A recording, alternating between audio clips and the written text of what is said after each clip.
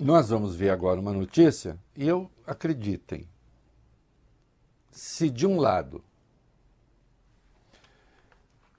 eu sinto uma espécie de conforto ao saber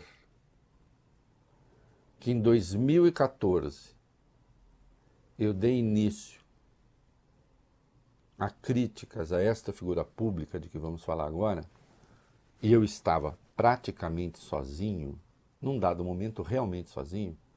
Eu lembro um amigo perguntou, você está ficando doido? Não, tô não. Eu estou apegado à lei. Né? E agora, vem isso que vocês vão ouvir aí. Vamos lá. O ministro Dias Toffoli do Supremo Tribunal Federal determinou a abertura de um inquérito contra o senador e ex-juiz Sérgio Moro, atendendo à petição da Procuradoria-Geral da República por suspeita de fraude em uma delação premiada anterior à Operação Lava Jato. Esse caso envolve o empresário de Curitiba, ex-deputado estadual Antônio Celso Garcia, conhecido como Tony Garcia, que diz ter sido obrigado a gravar pessoas de forma ilegal a pedido de procuradores e de Moro depois de firmar acordo de colaboração premiada em 2004. A gente falou bastante sobre esse caso aqui.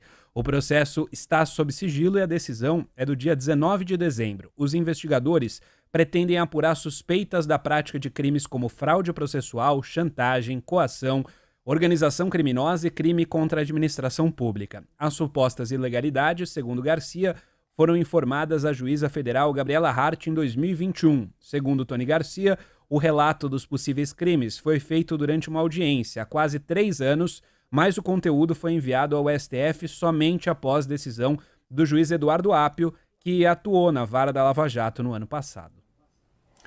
Olha aqui. Presta atenção. À época, o Moro era titular da 2ª Vara Federal de Curitiba, que depois se transformou na 13ª Vara Federal de Curitiba e houve a Operação Banestado.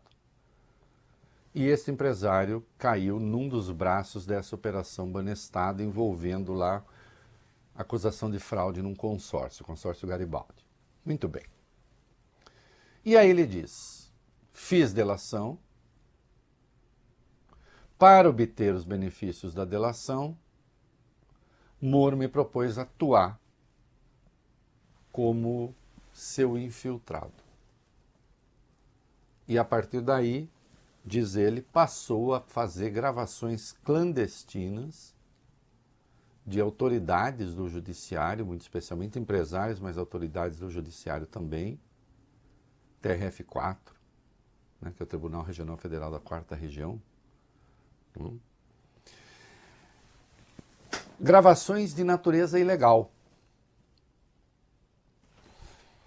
E segundo o Tony Garcia, essas gravações que ele fazia para o Moro, elas não eram incorporadas ao inquérito, à investigação. Ele as usava na paralela. Daí esses crimes todos que vão ser investigados. Coisas graves. O Moro e a turma do Moro têm dito, mas uma delação que aconteceu há quase 20 anos. Só que o Tony Garcia diz é que a partir da delação de 2004, ele passou a atuar como infiltrado e chegou a fazer trabalhos já durante a Lava Jato. Então são crimes que, se cometidos, não prescreveram e são crimes graves. Não é? Quem que a Polícia Federal quer ouvir aí? Vamos lá.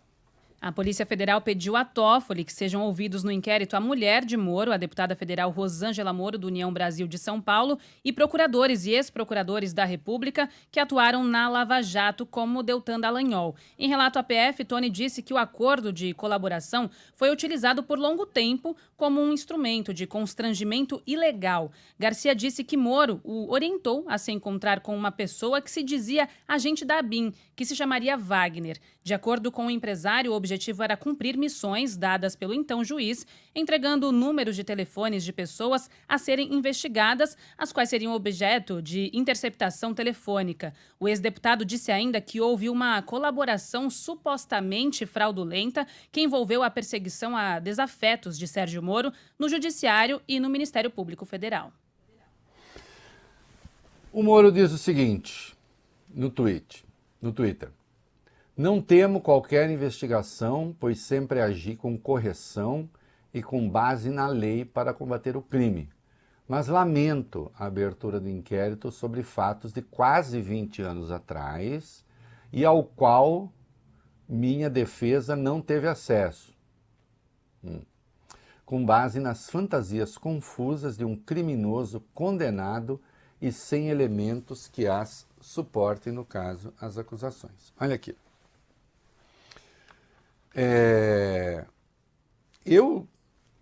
A Procuradoria, para ter pedido a abertura de investigação, julga que pelo menos indícios consistentes há. E o STF não é obrigado, ainda que a Procuradoria peça a abertura de um inquérito, porque isso não é oferecimento de denúncia, é uma investigação, né? O STF não é obrigado a aceitar. Quando é abertura de inquérito, não. Agora, se for denúncia, aí não tem como, né? Então vejam, nesse caso aqui, né, pelo menos indícios consistentes de que há problema, acho que sim. Né? Nós poderíamos estar falando de uma figura sem um histórico complicado nessa área. Então vamos lá. Puxa vida, apareceu isso sobre Sérgio Moro e nós não conhecemos, né? Nós não conhecemos nada no Sérgio Moro que o desabone do ponto de vista do cumprimento das regras do jogo.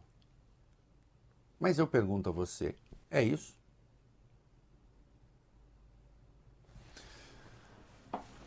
O que a Vaza Jato revelou sobre Sérgio Moro?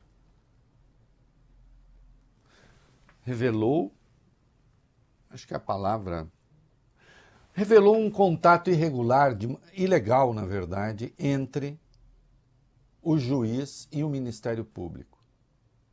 Tanto é que ele teve a suspeição declarada pelo STF. Não é?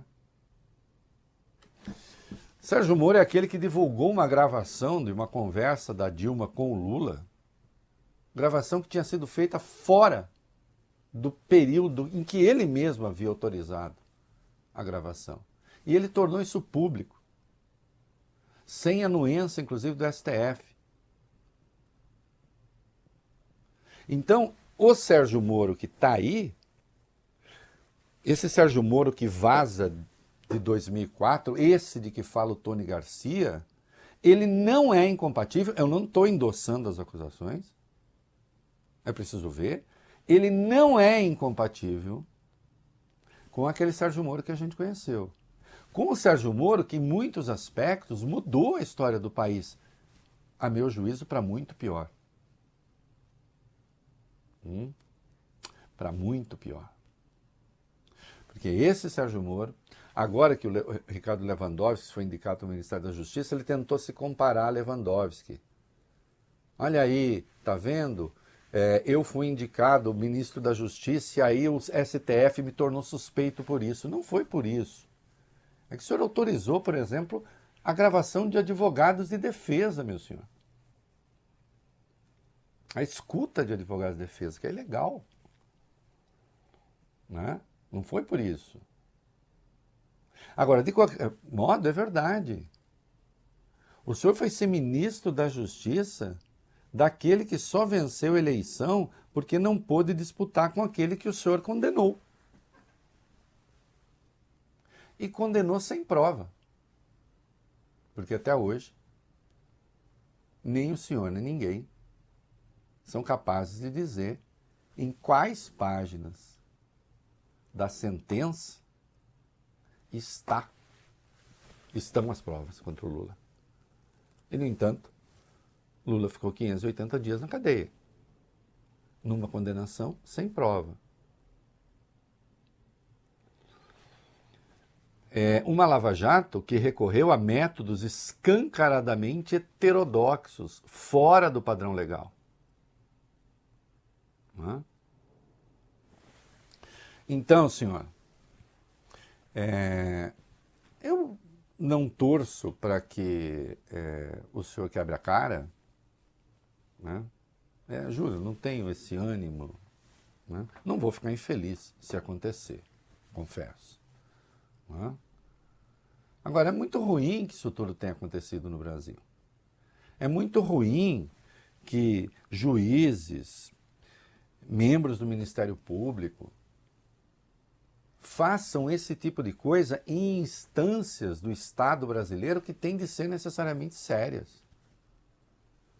Que cuidam nada mais, nada menos do que do sistema de justiça. O Ministério Público não é justiça, mas pertence ao sistema de justiça. E tudo que a gente viu foi absolutamente lamentável. Né? O senhor tem o direito de fazer essa defesa, né? E é o que se espera.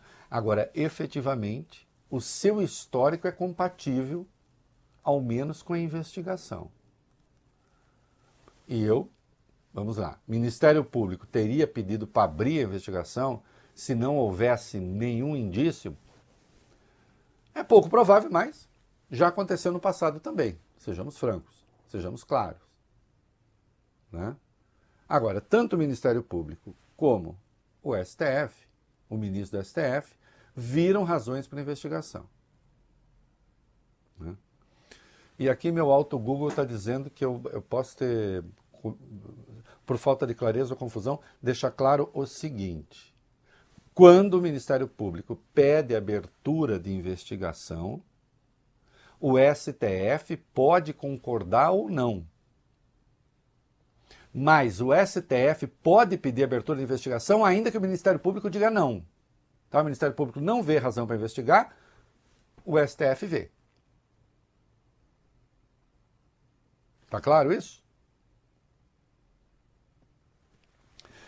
E no caso da denúncia, aí se o Ministério Público não vê razões para denunciar, aí a coisa está arquivada.